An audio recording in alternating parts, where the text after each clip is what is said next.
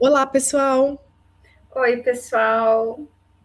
Então, estamos aqui fazendo um vídeo que foi um pedido, né, das pessoas que nos acompanham aqui no canal. Então, a gente recebeu esse pedido de mais de uma pessoa quando a gente fez o vídeo da terapia infantil dentro da arte.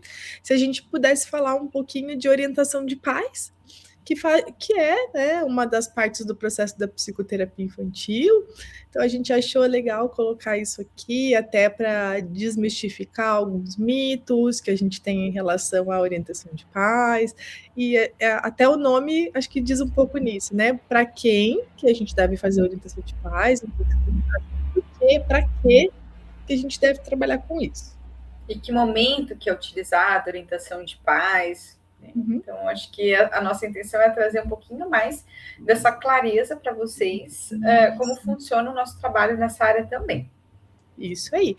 Então, eu acho que a gente já começou o vídeo falando, quando a gente disse que ele linka com a psicoterapia infantil, e a gente trabalha em orientação, a gente pode trabalhar a orientação de pais isoladamente, no sentido assim, olha, eu posso fazer um processo ao qual pode ser que eu não esteja atendendo o filho, pensando em crianças muito pequenas, e que eu esteja fazendo a orientação de pais, ou seja, seria quase que como um processo terapêutico focado na maternidade ou na paternidade. E quando eu falo em maternidade ou paternidade, que fique muito claro que é quem exerce esse papel. Não estamos Perfeito. necessariamente falando de quem é mãe e pai biológico, né? O genitor ou a genitora. Estamos falando de pessoas que exercem esse papel na vida de alguma criança. Ótimo, Tati. Acho que é importante, porque eu também fico pensando, né? Hoje nós temos bastante formatos de famílias com esses papéis desempenhados e que nem sempre os genitores é o que estão presentes, mas às vezes quem está convivendo com aquela criança, né? Às vezes é o pai e a avó, ou é a mãe e a avó, ou é a mãe e um parceiro novo, né? Então acho que isso é importante a gente pensar. Tio, tia, inúmeras outras possibilidades de quem exerce esse papel de maternar, né, de cuidar, de educar aquela criança, quem está mais presente no dia a dia, que pode ser que quem passa mais tempo com a criança não seja o genitor ou a genitora, né, quem está exercendo essa função principal não sejam eles.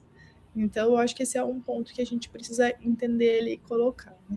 E muitas vezes pode ser que a gente faça esse trabalho como se fosse um processo psicoterapêutico voltado na orientação de pais, quando o foco da psicoterapia são demandas educativas em relação ao, do pai, da mãe, ou de quem exerce essa função com a criança. Né? Eu penso que com criança muito pequena, imagine como é que você vai atender uma criança de 1 ou 2 anos, que às vezes nem tem o verbal muito bem desenvolvido ainda, ao qual, né, e que mistura bastante, achei criança muito pequena também tem a questão de misturar muito fantasia com realidade, passado com presente, com histórias, e é muito difícil, às vezes, a gente conseguir lidar com isso num processo de psicoterapia, então o foco maior seria na orientação de pais e muito menos no atendimento da criança. Perfeito. E também, Tati, eu penso que acho que essas dificuldades, né, que a gente estava falando, inclusive no nosso vídeo anterior, que às vezes a dificuldade é ali o manejo com os pais, na terapia infantil, e como precisa ter uma abertura para aceitação. Como que seria, né, essas dificuldades na orientação de pais? Em que momento que a orientação de pais ela é acrescentada no processo terapêutico? Eu acho que quando a gente fala da terapia infantil, acho que não dá para falar de uma terapia infantil que não envolva a orientação de pais. Eu acho que é impossível você fazer uma coisa sem a outra. Claro que a frequência com que isso vai acontecer vai variar caso a caso, né? Vai variar da idade da criança, pensando em um adolescente, por exemplo, ao qual possivelmente a gente vai fazer com baixa frequência, dependendo do caso também das demandas, né, de quanto é necessário ou não envolver a família. Então, vai para uma análise funcional, mas é um processo ali em que o indivíduo já verbaliza com bastante eficácia, né? Então tem uma verbalização em que qual é possível trabalhar um processo terapêutico de uma forma muito mais efetiva. Então já tem um início de desenvolvimento de uma autonomia, pensando na adolescência. Então talvez, a depender da situação ou do caso, a gente teria ali uma orientação de pais um pouco menos frequente, mas não é regra, tá? Então tem casos em que a presença dos pais é muito necessária. Então, uma avaliação caso a caso.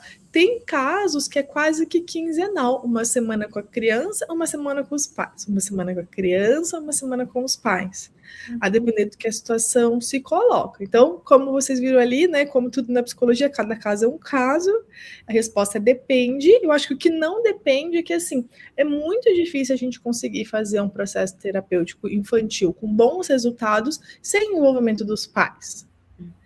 Porque eu acho que o pensamento é assim, é 1 hora por semana no consultório. E todas as outras horas da vida dessa criança, né? Como que isso vai ser trabalhado, as demandas necessárias para cada um dos casos. Isso. Eu penso aqui a importância mesmo de ver os pais, acho que como aliados desse processo, né, Tati? Porque o que eu vejo, né, às vezes, de supervisões que comentam algo sobre, né, assim, de casos que já tiveram que atender, enfim, até da minha experiência no início de carreira, o pai, a mãe, vê a terapia, né, como a pessoa que vai resolver tudo e deixa, e é isso. E a importância de chamar os pais para esse compromisso ativo com o processo terapêutico do filho. Isso. Acho que esse é um ponto importante, assim, até acho que é importante a gente dizer também o que é orientação de pais, o que não é, porque em muitos momentos eu acho que a expectativa dos pais para esse processo de orientação é uma, mas a realidade deve ser outra, né? Eu acho que às vezes os pais, quando você marca uma sessão com os pais, às vezes vem uma expectativa de você contar para os pais o que o filho está falando na terapia. Isso não é um processo de orientação de pais.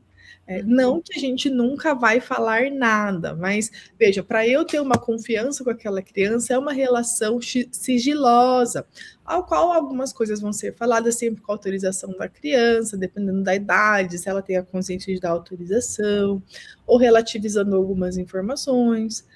Mas a gente não é como se a gente fosse um fiscal do pai, que eu acho que às vezes alguns pais vêm procurar psicoterapia com essa demanda. Vai lá, tira as coisas do meu filho e vem me contar para ver o que eu vou fazer. Não é isso. Então, quando a gente conta para o pai alguma coisa do que o filho falou, com autorização da criança, ou então entendendo a gravidade da situação, a gente sabe que tem situações a qual a gente precisa, inclusive por orientações do conselho, em quebrar o sigilo, por exemplo, tentativa de suicídio, planejamento suicida, coisas nesse sentido, a gente faz com uma função de ajudar, de preservar aquela vida, de melhorar o bem-estar, não é de ser fiscal do pai. Então, ali não é o momento de contar tudo para os pais o que foi falado em terapia. O que também não é? Não é local de julgamento. Eu acho que é uma coisa muito importante para a gente falar, que assim, os pais, normalmente, na maioria dos casos, eles estão fazendo o melhor que eles podem, mesmo que o melhor que eles podem não seja algo tão bom assim. Por quê? Porque os pais são seres humanos. E os pais cometem erros, os pais têm a sua própria história, os pais têm a sua dor e sua dificuldade no processo de, né, maternar, paternar. Então, acho que assim, isso também vai aparecer na relação com o filho. O que eu dou conta, o que eu não dou. Então, assim, ali não é espaço para julgamento, né? Não é espaço para dar bronca nos pais, para dizer que eles estão fazendo tudo errado.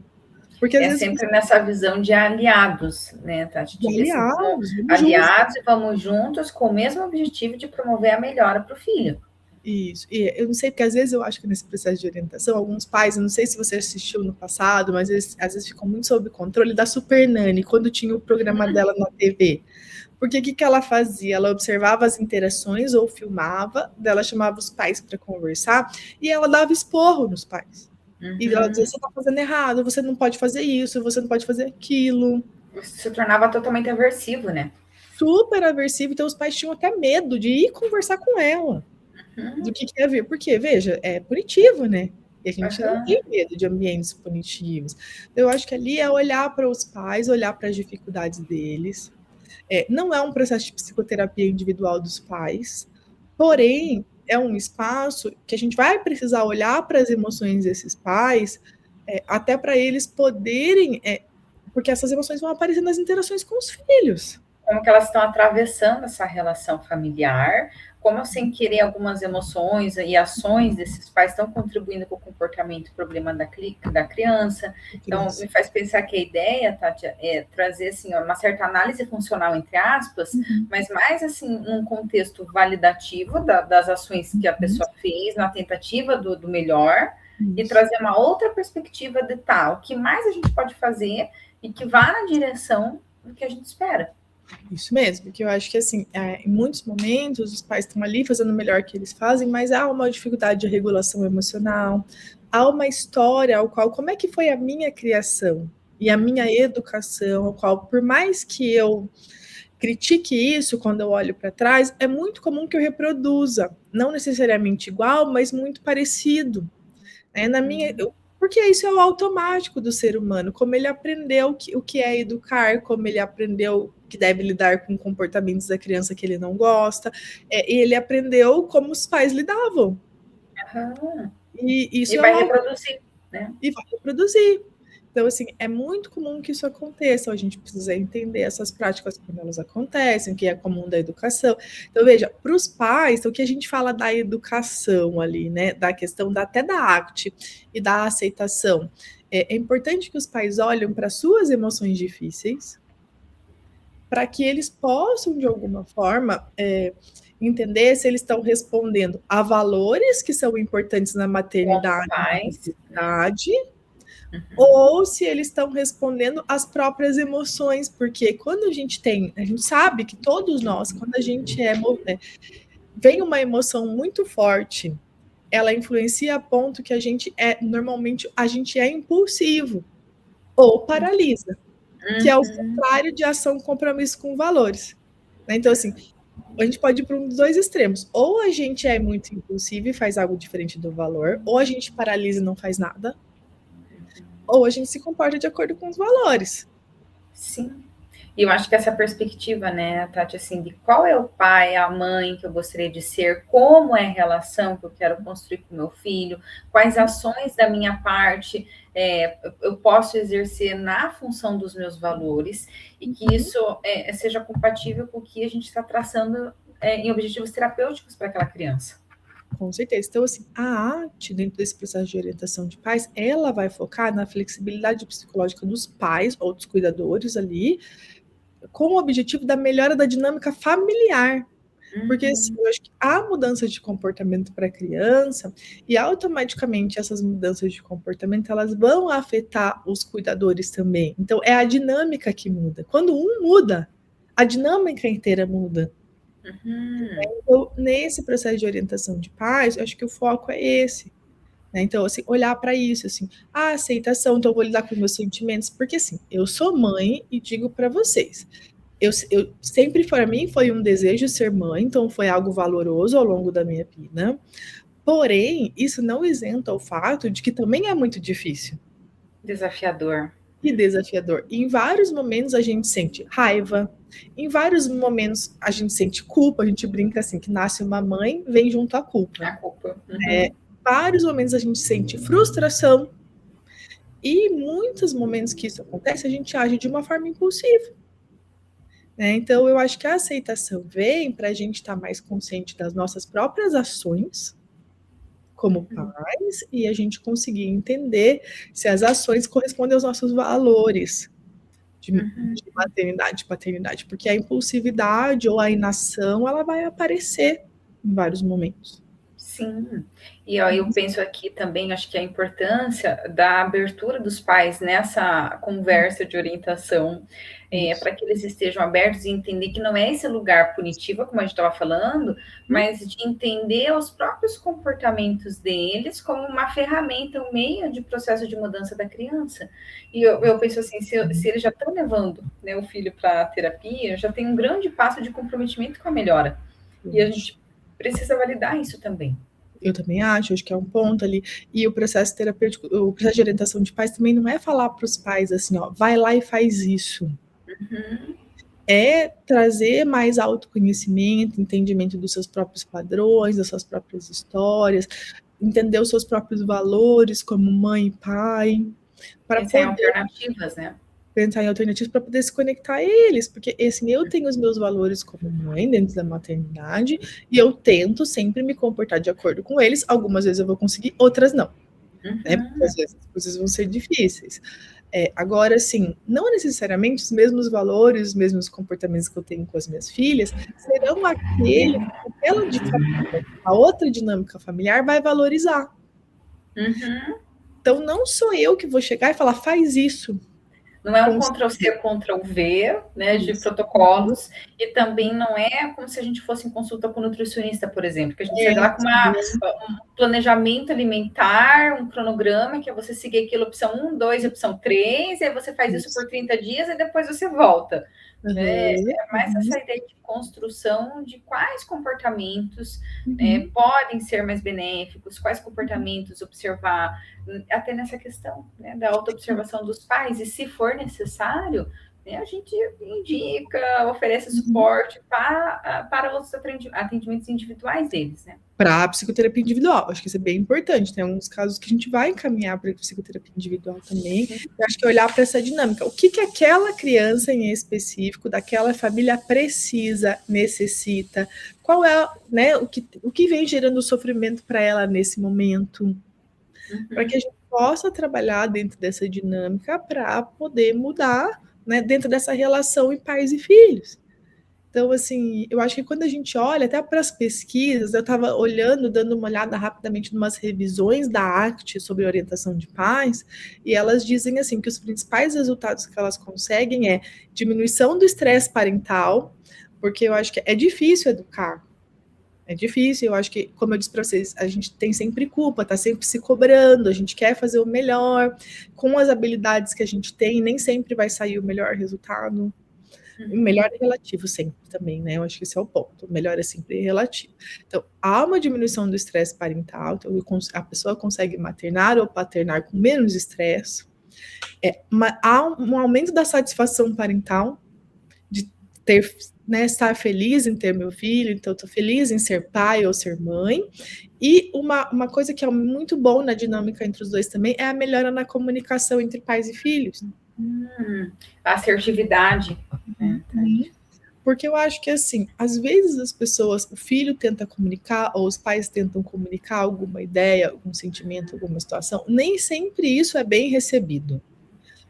E não necessariamente porque o outro não está preparado para receber, pode ser também, mas às vezes porque eu não consegui me comunicar com tanta clareza.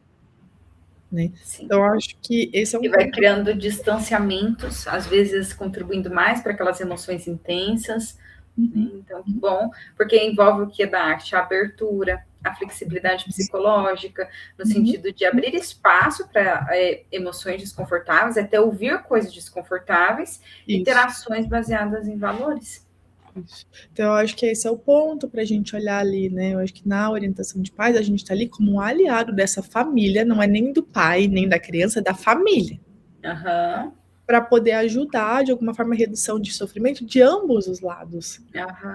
Porque eu acho que quando a gente pega uma criança em muito sofrimento, na maioria dos casos também tem uma família em sofrimento. Claro que tem exceções, mas assim, eu acho que tem a maioria dos casos, quando a gente vê uma criança mal, em sofrimento, toda a dinâmica familiar está sofrendo por isso. E o contrário também é verdadeiro. Quando você pega um pai ou uma mãe com extremo sofrimento, isso vai refletir no sofrimento da criança também.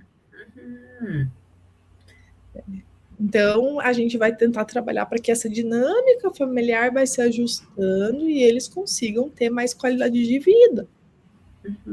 E eu penso que acho que a qualidade de vida e uma relação com mais significado, né? Aí a gente tem aqueles modelos, né, de quando a gente está na graduação, né, dos apegos seguros, apego seguro, enfim. Eu fico aqui pensando quanto esses modelos, eles também vão se fortalecendo no apego seguro, ou se fosse nessa perspectiva, né? Mas de trazer essa segurança para o vínculo, né, que são pais que estão ali. E a gente vê o quanto um vínculo fortalecido entre pais oferece segurança e estabilidade ao longo de um desenvolvimento daquela criança para em determinadas fases da vida dela. Isso, eu acho que quem tem interesse nessa área também, eu acho que tem a literatura da Lydia Weber, né, que ela fala dos estilos parentais, que eu acho que também é bem interessante a gente comentar, porque eu acho que tem várias pesquisas que já mostram os diferentes estilos parentais. Claro que nenhum pai tem só um estilo, mas a gente sempre vai ter um que predomina. Uhum. Ou seja, que faz, né, que é caracterizado na maior parte das nossas ações, mas que a gente já tem vários tipos de pesquisa que vão mostrando como esse estilo parental influencia a perspectiva de futuro da criação do filho, né? Pode aumentar ou diminuir as chances de desenvolvimento de psicopatologias como ansiedade e depressão, melhora na relação entre os pais e crianças a longo prazo. Então, eu acho que há uma literatura bem importante e fala da importância do equilíbrio também entre né, eu acho que a literatura da Lydia Weber, depois a gente pode deixar a referência do livro aqui, que é o Eduque com Carinho, que ele fala bastante sobre o equilíbrio entre regras, limites e carinho e amor.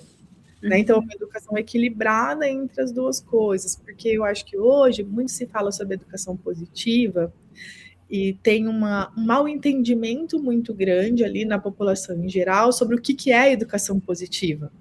Porque parece que a educação positiva é sempre falar sim para o seu filho, não frustrar, não frustrar, deixar ele decidir tudo o que ele quer na vida.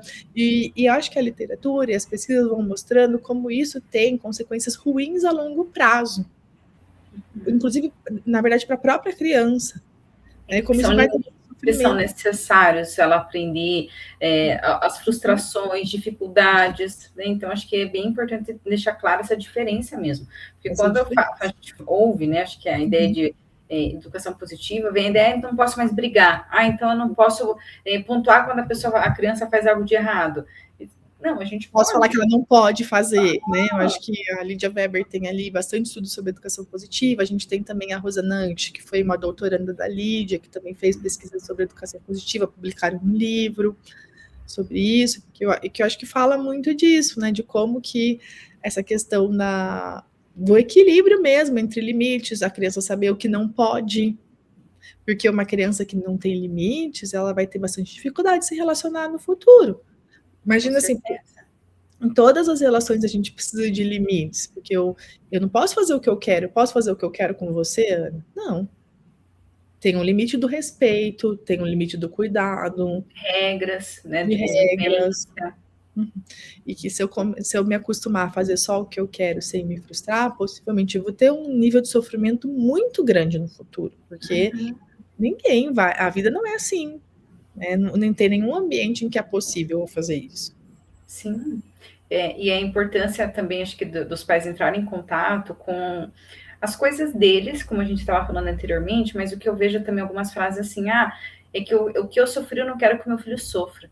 Ou eu vou dar para o meu filho que eu não tive. Isso. Ele pode nesse movimento porque eu passei fome, né? Coisa assim. Exato, e nesse movimento, sem querer, porque na melhor das intenções, como a gente estava comentando aqui, vai numa direção que impossibilita a criança a se desenvolver mais nesses aspectos de respeito, regras, limites. De autocontrole em alguns momentos.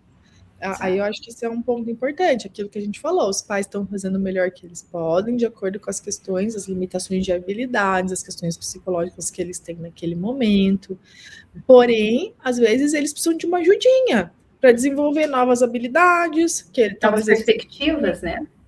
Para eles entenderem como que o passado e a história deles está influenciando na educação que eles dão para o filho agora, e se isso é valoroso ou não para eles. Então, eu acho que é essa questão que é dos objetivos da orientação de pais, fazer uma psicoeducação de algumas coisas, desenvolvimento de habilidades, né, entendimento do autoconhecimento, dos próprios padrões, como que eles influenciam. Isso. Então, eu acho para mim também ficou até mais claro, Tati, o que seria essa orientação de pais, pensando nessa perspectiva, né, de aliados, de um processo em construção, em conjunto, do melhor para o bem-estar da família, com mais flexibilidade psicológica e acesso aos valores, né? de acesso aos valores. E eu acho que em alguns momentos a gente também vai ter que trabalhar bastante com esses pais a difusão, porque eu acho que eles vão difusões cognitivas muito fortes, assim, eu sou uma mãe muito presente, muito dedicada, ou sou uma péssima mãe, um péssimo pai. Os apegos ao self, do que deve ou não deve ser também, né, enquanto pais. Também, e daí como tudo isso vai influenciar suas próprias ações e talvez vai fazer com que a gente tenha ações desconectadas com os valores. Né? Como se eu pudesse só ser aquilo, não pudesse ser mais nada, como aquelas fusões não pudessem ser contextuais. Em alguns momentos eu vou fazer coisas que todo mundo vai fazer, coisas que não serão legais como mães. Mas que a gente pode olhar para isso, entender se aquilo não é valoroso, pedir desculpa. Com mais abertura, né? Mais abertura, tentar entender que isso não faz parte da mãe que eu quero ser e mudar em outros momentos, né? Tentar fazer diferente. Sim. Então eu acho que é esse papel que a gente sempre vai precisar, né? É uma luta diária. Eu acho que o processo de abertura não é fácil para ninguém, mas é um caminho sem volta, porque depois que a gente começa com esse movimento de se abrir, né, para entender mais as coisas que acontecem aqui, não tentar só aliviar a todo custo, tirar a todo custo, o quanto de uma vida com significado a gente pode acessar isso enquanto pais também. Isso. Eu acho que é aí mais ou menos o que é a orientação de pais, né? Eu acho que para todos os pais que estão envolvidos num processo de melhora da dinâmica familiar, do sofrimento do filho e aliviar os seus próprios sintomas também, seu próprio sofrimento. Então é para essa população que está ali, tô com dúvida, meu filho está tendo comportamentos que eu não estou sabendo como lidar, eu estou meio sem paciência, eu não estou entendendo de onde vem. E outra coisa também, tá, tipo assim, talvez não precisa esperar também a terapeuta do filho chamar, talvez o pai pode fazer pedidos, né, os pais. Gostaria, né, de ter uma sessão, uma conversa para orientação. Então, pedidos também, né? Claro que com respeito e limites no processo terapêutico do filho, mas que às vezes, né, a terapeuta pode julgar como caso de adolescente, dá para esperar uma vez por mês. Às vezes os pais estão com uma necessidade ali daquela semana com o adolescente, enfim. E eu acho que também tem um ponto importante a gente pensar, que quando a gente fala do processo terapêutico infantil, que ele envolve a orientação de pais, que nem sempre o terapeuta vai estar atendendo as demandas dos pais.